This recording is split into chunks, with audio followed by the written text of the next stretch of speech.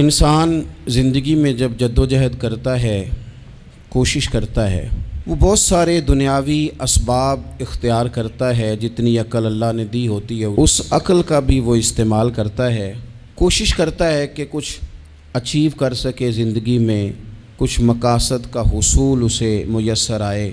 عزیز بھائیوں، ایک بات اپنے ذہن میں اچھی طرح بٹھا لیں اور لکھ لیں کہ زندگی میں جو کسی بندے کو کامیابی حاصل ہوتی ہے وہ رب تعالیٰ کی مدد سے حاصل ہوتی ہے۔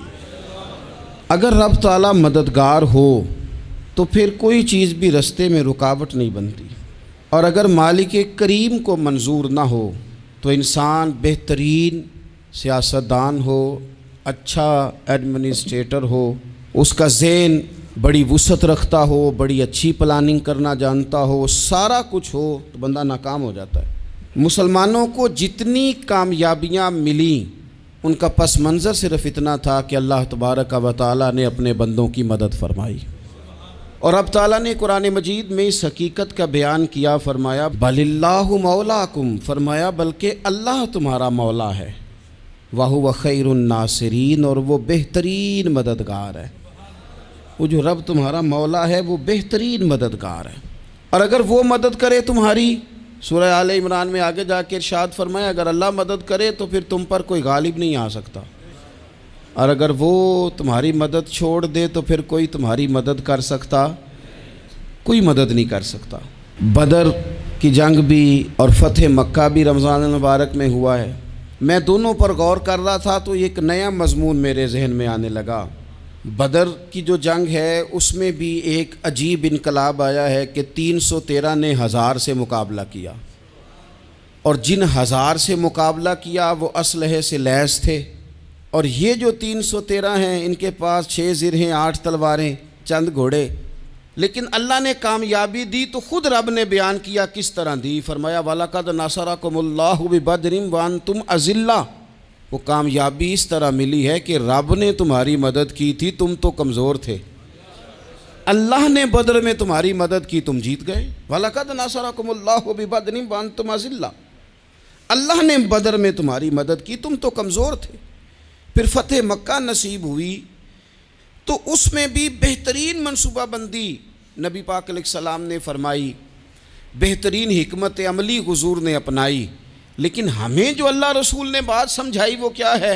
اذا جاء نصر اللہ والفتح، فرمایا جب اللہ کی مدد آئی اور فتح نصیب ہو گئی۔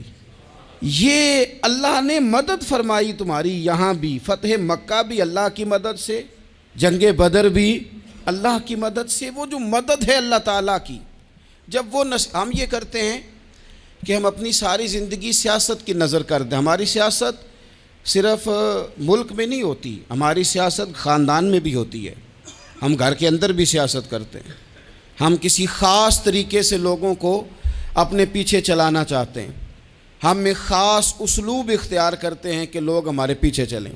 اس کا نقصان ہمیں یہ ہوتا ہے کہ سیاست جو ہوتی ہے یہ شطرنج کے ہیر پھیر کی طرح ہوتی ہے، تو اس کے راز بڑی جلدی کھلنے لگ جاتے ہیں، پتہ چل جاتا ہے کہ بندہ مخلص نہیں تھا، سیاست کر رہا تھا، طریقے سلیقے سے اس نے جوڑ کے رکھا ہوا تھا۔ ہم ہر جگہ سیاست کے بل بوتے پر چیزوں کو لے کے چلنا چاہتے ہیں، سیاستیں ناکام ہو جاتی ہیں، سیانے لوگ فیل ہو جاتے ہیں، بچتا صرف وہی ہے جس کے پیچھے رب تعالیٰ کی مدد شامل حال ہوتی ہے۔ اپنی زندگی کے اندر ہم جو کچھ بھی کر رہے ہیں، جس شعبے سے بھی ہمارا تعلق ہے، آج ہم نے اس بات پہ غور کرنا ہے کہ پہلے تو یہ غور کر لیں کہ جو کام ہم کر رہے ہیں کیا وہ کام ایسا ہے کہ اس میں اللہ کی مدد ہمیں ملے گی؟ اگر آپ کوئی معاذ اللہ ناجائز کام کر رہے ہیں، فعل حرام کا ارتکاب کر رہے ہیں، تو اس میں تو مدد الہی آئے گی نہیں۔ پہلے تو یہ دیکھیں جو کر رہے ہیں وہ کام مدد الہی والا ہے، اور اگر اللہ تعالیٰ کی مدد والا وہ کام ہے پھر اس پر غور کریں کہ کیا ہم نے مالک سے مدد کا سوال کیا ہے، ہمیں مدد میسر آ رہی ہے۔ وہ میں نے بزرگوں سے ایک بات سنی تھی، وہ بڑی یاد رہ گئی۔ وہ فرمایا کرتے تھے قابلیت بھی بڑی چیز ہے لیکن قبولیت سب سے بڑی چیز ہے۔ قابل ہونا بھی بڑی بات ہے لیکن زیادہ بڑی بات یہ ہے کہ اس کی بارگاہ میں قبول بھی ہے کہ نہیں۔ اپنی زندگی میں اللہ کی مدد کی طرف بڑھیں، مالک کی مدد کا حصول اختیار کرنے کی کوشش کریں، اللہ کے ساتھ اپنے آپ کو جوڑیں۔ اگر اللہ کی مدد نصیب ہو، یہ جو ہم جتنا ڈرتے رہتے ہیں، سہمے رہتے ہیں، پریشان رہتے ہیں کوئی کیا کر دے گا، ہمارے ہاں نا ہر شعبے میں معاذ اللہ ایک مافیا ہے، الا ماشاء اللہ۔ وہ مافیا کہتا ہے میرے ساتھ ملو گے تو میں چلنے دوں گا، ورنہ میں نہیں چلنے دوں گا، مارکیٹ میں آ ہی نہیں سکتا فلانا بندہ، چونکہ یہاں ہمارا قبضہ ہے۔ اور میرے بھائی پھر بہت سارے لوگ جن کی نیتیں اور ارادے بڑے اچھے ہوتے ہیں شروع میں، وہ بھی اس مافیا کا شکار ہو جاتے ہیں اور ان کے رنگ میں رنگ جاتے ہیں۔ یاد رکھنا، کسی شخص کی بلیک میلنگ کا کبھی شکار نہ ہونا، کبھی کسی کی میٹھی اور مسجع مکفہ باتوں کا شکار نہ ہونا۔ کوئی کیا کر سکتا ہے اگر اللہ مددگار ہو تو؟ جس کو رب کریم اٹھانا چاہے اسے کوئی گرا سکتا ہے؟ ہم یہ ڈرے ڈرے سہمے پریشان فیصلہ کرنے کی طاقت نہیں، مجھے چلنا چاہیے کہ نہیں، اٹھنا چاہیے کہ نہیں، کرنا چاہیے، اٹھ باندھ کمر کیوں ڈرتا ہے؟ پھر دیکھ خدا کیا کرتا ہے۔ حضرت عبداللہ ابن عباس فرماتے ہیں میرے نبی پاک علیہ السلام نے میری تربیت فرمائی، حضور نے میری تربیت فرمائی، اور محبوب پاک علیہ السلام نے فرمایا عبداللہ یاد رکھنا، یہ نوجوان دوست میری بات لکھ لیں، پریشان لوگ میری بات لکھ لیں، جن کے پاس قوت فیصلہ نہیں وہ اس بات کو لکھ لیں۔ حضرت عبداللہ ابن عباس فرماتے ہیں میرے نبی پاک علیہ السلام نے مجھ سے فرمایا تھا عبداللہ سن، اگر ساری دنیا مل کے تیرا کوئی نفع کرنا چاہے، کر نہیں سکتی جب تک میرے رب کی رضا نہ ہو، اور فرمایا ساری دنیا مل کے تیرا کچھ بگاڑنا چاہے تو عبداللہ بگاڑ نہیں سکتی جب تک رب کریم کی حکمت کا تقاضا نہ ہو۔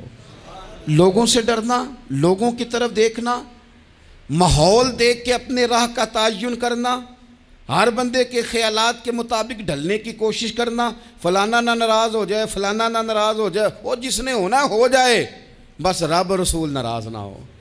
اپنی زندگی میں اپنے مالک کو مولا جان کے، بل اللہ مولاکم، اللہ تمہارا مولا ہے، وَهُوَ خَيْرُ النَّاصِرِينَ، وہ بہترین مددگار ہے۔ توجہ جب بھی کریں رب کی جانب کریں، اپنے دل کا قبلہ درست رکھیں، سوچوں کے زاویے سیدھے رکھیں۔ میرے بھائی مالک جب بندوبست کر دے نا،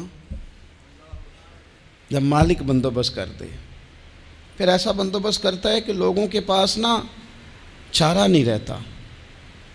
حضرت مریم رضی اللہ تعالی عنہا پاک باز تھیں، مسجد میں رہی تھیں، پر مالک کی حکمت کے تقاضے بڑے عجیب ہیں نا۔ پھر جناب مریم کو اللہ تعالیٰ نے بغیر شوہر کے اولاد عطا کر دی۔ یہ بات ہی ایسی تھی، وہ کسی نے کہا تھا کہ مخلوق تو فنکار ہے اس درجہ کے پل بھر میں، سنگے در کعبہ سے بھی اصنام تراشے، تم کون ہو کیا چیز ہے داغ کبابی، لوگوں نے تو مریم پہ بھی الزام تراشے۔ تو لوگوں نے کہا کدھر سے لے آئی بچہ، تیرا باپ تو ایسا نہیں تھا، کہاں سے لے آئی؟ اللہ کرے میں آپ کو سمجھا سکوں، ذرا اپنے آپ کو وہاں کھڑا کریں کہ ایک پاک باز عورت، پاک باپ کی بیٹی، طیب ماں کی بیٹی، اور اللہ کے گھر میں پرورش پانے والی خاتون، ایک وہ وقت اور ایک یہ وقت کہ اس عورت کو کٹہرے میں کھڑا کر کے پوچھا جا رہا ہے کہ معاذ اللہ تیری گود میں بچہ جائز نہیں ہے، کہاں سے لائی ہے؟ اب خود سے صفائیاں بندہ کتنی کو دے، کتنی کو وضاحتیں کرے۔ اور میں نے تو اپنی زندگی میں دیکھا ہے زیادہ وضاحت دینے والے کو بھی لوگ جھوٹا سمجھنے لگ جاتے ہیں، زیادہ وضاحت دینے پر بھی لوگ کمزوری کا اظہار سمجھتے ہیں کہ کمزور پڑ گیا۔ آپ صلح کی کوشش کرتے ہیں، سامنے والا بزدل سمجھ لیتا ہے، زیادہ وضاحتیں بھی کمزور کر دیتی ہیں۔ اب حضرت مریم کو کٹہرے میں کھڑا کر کے کہا بچہ کس کا ہے؟ تو پھر خدا بندوبست جب کرے، اللہ جب مددگار ہو، تو پھر حضرت مریم کی گواہی درختوں سے نہیں دلوائی، اس نے پتوں سے نہیں دلوائی، پھر فرشتے نہیں بھیجے۔ حضرت مریم کہنے لگی مجھ سے نہ پوچھو، وہ جو پنگوڑے میں ہے اسی سے پوچھ لو، ان سے پوچھو نا، وہ کون ہے پوچھ لو، ان سے کر لو سوال۔ انہوں نے کہا پنگوڑے میں چند دنوں کا بچہ یہ جواب دے گا؟ مددگار تھا رب،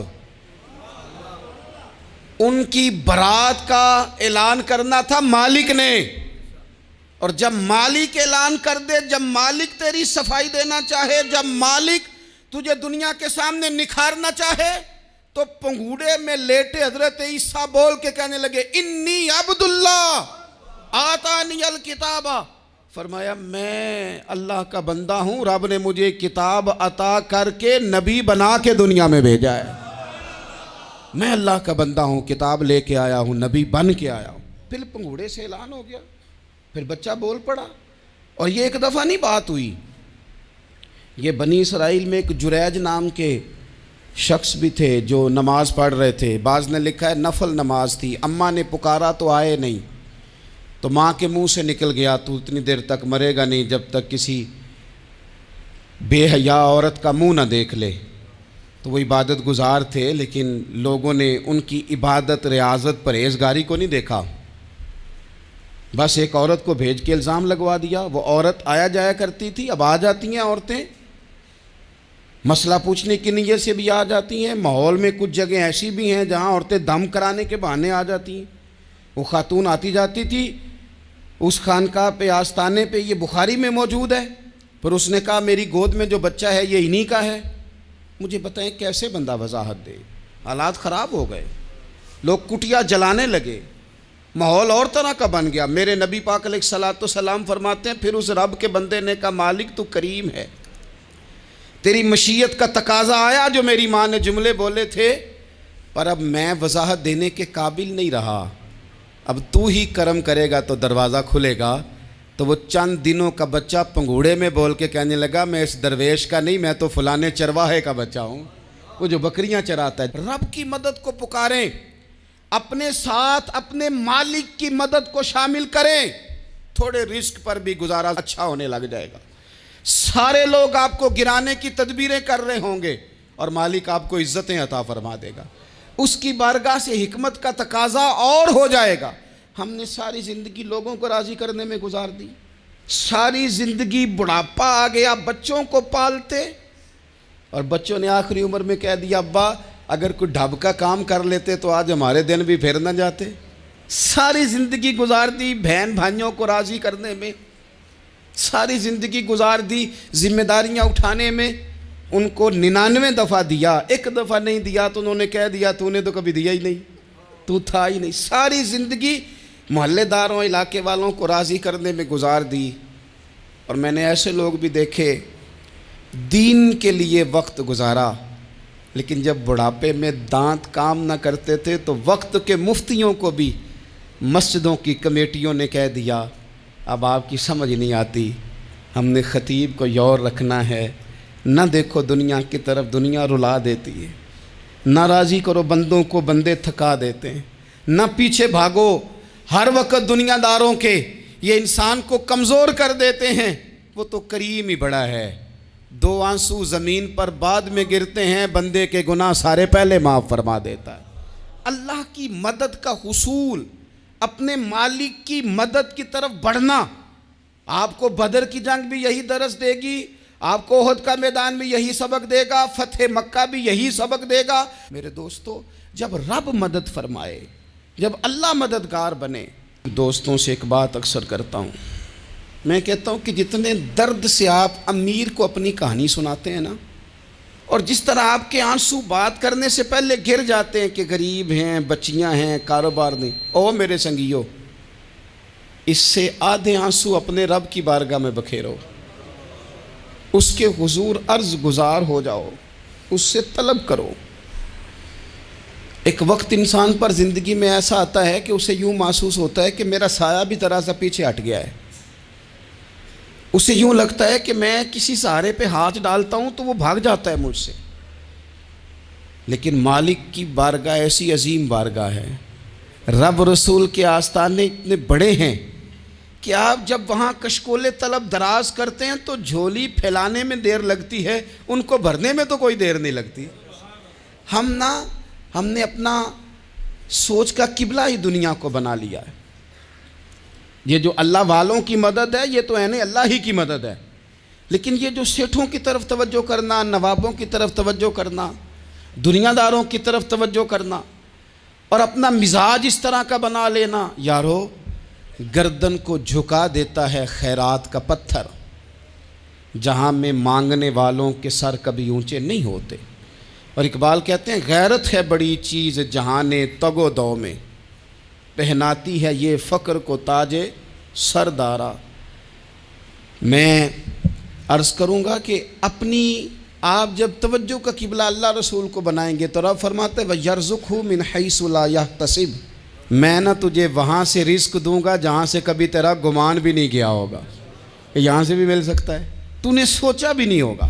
بخاری شریف میں حدیث ہے، حضرت جابر ابن عبداللہ فرماتے ہیں نبی پاک صلی اللہ علیہ وسلم نے 300 لوگوں کا ایک لشکر روانہ کیا کسی مہم کے لیے، کسی جہاد کے لیے۔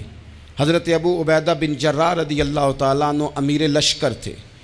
فرماتے ہیں غربت اتنی زیادہ تھی، بھوک اتنی زیادہ تھی کہ ایک ایک کھجور دن میں ایک وقت کھانے کو ملتی تھی، اور کچھ دن ایسے آئے کہ اب کھجور بھی نہیں مل رہی۔ فرماتے ہیں اتنی زیادہ بھوک لگی مجاہدین کو 300 بندہ پتے کھا کے گزارا ہونے لگ گیا۔ یہ بخاری میں موجود ہے۔ آپ فرماتے ہیں کہ دریا کے کنارے ہمارا پڑاؤ تھا، ٹھہراؤ تھا، جب بھوک سے نڈھال ہو گئے نا، وَيَرْزُقْهُ مِنْ حَيْثُ لَا يَحْتَسِبُ، اللہ وہاں سے روزی دیتا ہے، گمان بھی نہیں ہوتا۔ فرماتے ہیں ایک مچھلی اللہ تعالیٰ نے دریا کے کنارے بھیجی، فرماتے ہیں وہ تھی تو مچھلی پر پہاڑ جتنی تھی۔ بخاری میں لفظ ہیں، حضرت جابر ابن عبداللہ رضی اللہ تعالیٰ عنہ فرماتے ہیں 300 آدمی 18 دن تک اس مچھلی کو کھاتے رہے، مچھلی ختم ہی نہیں ہوئی۔ مچھلیاں نہیں، مچھلی کہتے ہیں 18 دن 300 بندہ کھاتا رہا، مچھلی ختم ہی نہیں ہوئی۔ اور فرماتے ہیں کہ اس کی ہڈی نکال کے، کانٹا کہیں گے آپ اپنی زبان میں، کہتے ہیں وہ نکال کے نا تو اس کو کھڑا کیا نا جب، تو اونٹ کجاوے سمیت اس کے بیچ سے گزر جاتا تھا، 2 اس کے کانٹے جوڑے۔ فرماتے ہیں وہ اس کا گوشت ہم کھاتے تھے اور اس کی چربی بطور تیل کے ہم جسموں پہ ملتے تھے، بیماروں کو اس سے سکون آتا تھا، تندرستی شفا ہوتی تھی۔ فرماتے ہیں ہم کھایا بھی ہم نے، اور کچھ لے کے ہم مدینے بھی گئے، اور قربان جائیں نبی پاک نے بھی اس میں سے کھایا۔ ہم نے عرض کی حضور یہ معمہ کیا ہے، یہ ماجرا کیا ہے؟ تو محبوب نے فرمایا تمہارے پاس غذا نہیں تھی، رب نے تمہارے لیے بندوبست کیا ہے، اللہ نے تمہیں دیا ہے۔ مکان شروع کر لیا، ایک صاحب نے وہ مکان بنانے لگے، آپ وہ حساب لگا رہے ہیں، کہتے ہیں میرے پاس اتنے پیسے ہیں، اتنے میں نے فلانے دوست سے کہنا ہے اس نے دے دینے، اتنے فلانے رشتہ دار سے کہنا ہے اس نے دے دینے، اتنے فلانے سے کہنا ہے اس نے دے دینے۔ یہ ساری کاپی بنا کے مکان شروع کر لیا۔ جو روز کہتا تھا نا کوئی حکم ہو جاتے 10 سب سے پہلے اس کو کہا میاں پیسے چاہیے دین، وہ کہندا ہو کل ہی منڈا ٹوریا ہے، کدے تو پرسوں 10 داتے لب جانے سن۔ میں آپ کو اپنے تجربے کی بات بتا رہا ہوں۔ جن لوگوں کا خیال ہوتا ہے نا کہ آپ سٹارٹ کریں فلانا کام، ہم آپ کے ساتھ ہیں، اللہ کا ہی کوئی نظام ہے، وہ بالکل بھی نہیں ساتھ ہوتے۔ لیکن ایسا نہیں ہے کہ کوئی ساتھ نہیں ہوتا، اللہ تعالیٰ بڑے اسباب پیدا کرتا ہے، وہاں سے دیتا ہے جہاں سے گمان بھی۔ ہمارا یہ ذہن بن جاتا ہے ہم ساری اپنے حساب سے چلتے ہیں، اتنے رشتہ داروں سے اتنے، کون آپ کے ساتھ چلے گا؟ سوال ہی نہیں پیدا ہوتا۔ یہ سارے کام چھوڑ کے سب سے پہلے 2 رکعتیں پڑھو، اپنے رب کی بارگاہ میں، رسول کائنات کی بارگاہ میں گزارشات اور استغاثے پیش کرو، وہاں سے خیر طلب کرو۔ دنیا دار کیا دیں گے، کیا دے سکتے ہیں، کیا حیثیت ہوتی ہے کسی؟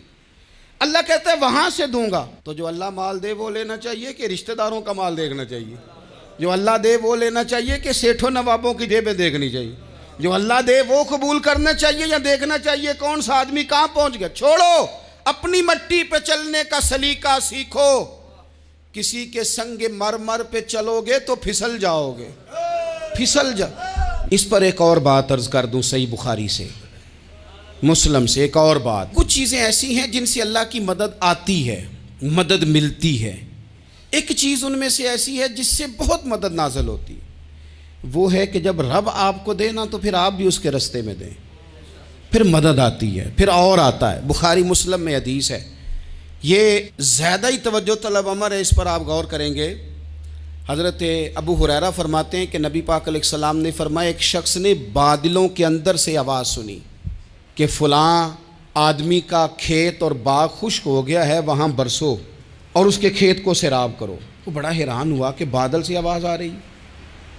پھر اس نے دیکھا کہ ایک پہاڑی پر بارش ہوئی، وہ بادل وہاں برسا، پھر نالیوں سے ہوتا ہوا پانی ایک طرف چلا تو جس نے آواز سنی تھی حضور بیان کر رہے ہیں، وہ بھی پیچھے پیچھے چلا کہ پانی کدھر جا رہا ہے۔ اس نے جا کے دیکھا کہ ایک مقام پہ ایک باغ کو وہ پانی لگ رہا ہے اور ایک آدمی وہ پانی لگا رہا ہے۔ اس نے اس سے پوچھا تیرا نام کیا ہے؟ اس نے کہا کیوں؟ کہنے لگا بتا نا۔ اس نے نام بتایا تو کہنے لگا یہی تو وہ نام ہے جو میں نے بادلوں کے اندر سے سنا ہے کہ فلاں کے کھیت کو پانی دے دو۔ اس نے کہا یار تو کیا عمل کرتا ہے کہ اسپیشل تیرے لیے بارش برسے؟ یہ بخاری پڑھ رہا ہوں، سیاستہ سے حدیث عرض کر رہا ہوں۔ اس سے پوچھا تو کیا کام کرتا ہے کہ جناب اللہ تبارک و تعالیٰ کا حکم کرم آیا کہ خاص تیرے لیے پانی برسے اور تیرے کھیت کو سیراب کرے؟ تو اس نے کہا چھوٹا ذمہ دار ہوں، پر جب فصل اگتی ہے تو 3 حصے کرتا ہوں، ایک حصہ اپنے بال بچوں پہ بہن بھائیوں پہ خرچ کرتا ہوں، ایک حصہ پورا، اور ایک حصہ دوبارہ کاشتکاری پہ لگاتا ہوں، اور تیسرا حصہ خالص میں نے مسکینوں، یتیموں اور غریبوں کے لیے رکھا ہوا ہے۔ وہ جو تیسرا حصہ اللہ کرے آپ سمجھیں، وہ رب کے بندوں پہ تیسرا حصہ خرچ کرتا ہے نا، تو کریم مالک نے فرمایا جہاں سے غریب کا حصہ جاتا ہے وہ کھیت خشک نہیں رہنا چاہیے، وہ جہاں سے مسکین روٹی کھاتے ہیں وہ خشک نہ رہے، جہاں سے یتیموں کو کچھ آتا ہے کہیں اس کی فصل رہ نہ جائے۔ میں اور آپ بھی اگر اپنے مال میں مسکینوں، یتیموں، غریبوں کے حصے رکھ لیں گے تو فصلیں خشک نہیں رہیں گی، ان کے اندر تازگی آئے گی، نور آئے گا، کرم آئے گا، خاص کر خدا کی رحمت برسے گی۔ مدد اللہ سے چاہیں، اپنی توجہات کا مرکز رب رسول کی ذات کو بنائیں، پھر آپ محسوس کریں گے کہ بڑی جلدی اللہ تعالیٰ کی مدد آنے لگی ہے۔ کبھی آپ صرف کہہ دیں نا میرا رب میرے ساتھ ہے، اس لفظ میں اتنی طاقت ہے کہ دشمن ویسے زیر ہو جاتا ہے۔ زندگی میں کسی سے بھی لڑائی ہو تو اچھی طرح سوچ لیں کہ اللہ اس طرف ہے یا اس طرف ہے۔ اگر آپ زیادتی پہ ہیں تو پھر رب مظلوم کی جانب ہے۔ اگر اللہ کی مدد آپ کے ساتھ ہے تو دنیا کی کوئی طاقت آپ کو گرا نہیں سکتی، اور اگر آپ مظلوم کے مقابلے میں ظالم بن کے آپ کھڑے ہو گئے ہیں اور آپ نے رویہ وہ اختیار کیا ہے کہ جس میں مدد نہیں آئے گی، تو پھر یاد رکھ لیں کہ آپ کوئی بھی ہیں، کہاں بھی ہیں، آپ کمزور ہیں۔ طاقتور تھے ابتدائے اسلام میں، ظاہری طاقت تھی کفار مکہ کے پاس، وہ ڈنڈوں سے مارتے تھے غریبوں کو، ان کے ہاتھوں میں ڈنڈے تھے، پر خدائی طاقت ان مظلوموں کے ساتھ تھی۔ صاحب زرقانی نے لکھا ہے حضرت زنیرہ رضی اللہ تعالیٰ عنہ ایک لونڈی ہیں، غریب ہیں، ماڑے دا کی کام محمد نس جانا یا رونا، غریب سادی بی بی اور لونڈی کنیزہ، ایک مشرک کی کنیزہ تھی، انہوں نے کلمہ پڑھ لیا، وہ ڈنڈوں سے مارتا، دروں سے مارتا، تکلیف دیتا۔ حضرت زنیرہ رضی اللہ تعالیٰ عنہ کو اتنا مارا، اتنا مارا۔ اب آپ ایک اور پہلو پر بھی غور کریں، مار بھی پڑ رہی ہے پر خدا ادھر ہی ہے، اللہ کی مدد ادھر ہی ہے۔ رب کہتا ہے کہ پہلے تو صبر کرنا، ان اللہ مع الصابرین، تو صبر کرے گا تو پھر رب کی معیت ملے گی، ذرا ٹھہرنا، تو تھوڑا ڈٹنا۔ ان الذین قالوا ربنا اللہ ثم استقاموا تتنزل علیہم الملائکہ، تو کہے اللہ میرا رب ہے، پھر تو پہلے ڈٹ، پہلے تو نے ڈٹنا ہے۔ ثم استقاموا، جو ڈٹ گیا، تتنزل علیہم الملائکہ، ڈٹنے والے کے لیے مدد آتی، پہلے تھوڑا ٹھہرنا پڑتا ہے، پہلے تھوڑا صبر کرنا پڑتا ہے، حوصلہ کرنا پڑتا، اس کے بعد مدد آتی۔ مار پڑ رہی ہے، مارا جا رہا ہے حضرت زنیرہ کو، ان کا مالک جو ہے ظاہری آقا وہ مار رہا ہے، یہ کنیزہ ہے، اتنا مارا اتنا مارا، ان کی بینائی چلی گئی، نظر آنا بند ہو گیا۔ ابو جہل آیا اور کہنے لگا زنیرہ دیکھا نا ہمارے بت تیری آنکھیں لے گئے، معاذ اللہ، لات و منات ہمارے بتوں نے تجھے اندھا کر دیا۔ اب ایسا نہیں ہے کہ بی بی روتی جا رہی ہے، روتی جا رہی ہے، مایوسی مایوسی، معاذ اللہ، پریشانی، غریبی بڑی ہے، پوچھنے والا کوئی نہیں، یہ باتیں نہیں۔ کیا جملے ہیں خاتون کے، کیا لفظ ہیں۔ ابو جہل نے تنزیہ کہا، معاذ اللہ، کہنے لگا دیکھا نا ہمارے بتوں نے تجھے اندھا کر دیا۔ تو جناب زنیرہ آنکھوں کی بینائی گئی ہے، رات کو گئی ہے، دکھ ابھی تازہ ہے، لیکن اللہ پہ جو توکل ہے، اپنے مالک سے جو رشتہ ہے، وہ اتنا مضبوط ہے، اتنا طاقتور ہے، اس میں اتنی گہرائی ہے کہ حضرت زنیرہ بول کے نا اتنی قوت سے بولی، اتنی طاقت سے بولی کہ پورے کفر پر لرزہ طاری ہو گیا۔ فرمانے لگی تمہارے بتوں کی کیا اوقات ہے کہ میری بینائی لے جائیں؟ یہ میری رب کی حکمت کا تقاضا ہے۔ جب تک اس نے چاہا زنیرہ دیکھتی رہی، اور جب اس نے چاہا زنیرہ کی آنکھوں کی بینائی چلی گئی، اور اگر وہ چاہے گا نا تو بینائی واپس بھی کر دے گا۔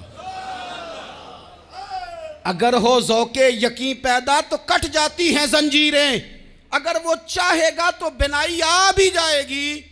حضرت زنیرہ نے رات کو یہ لفظ کہے، ابو جہل اور سارے کفار ڈر کے سن کے چلے گئے، آپ اطمینان سے آ کے بستر پہ سوئی۔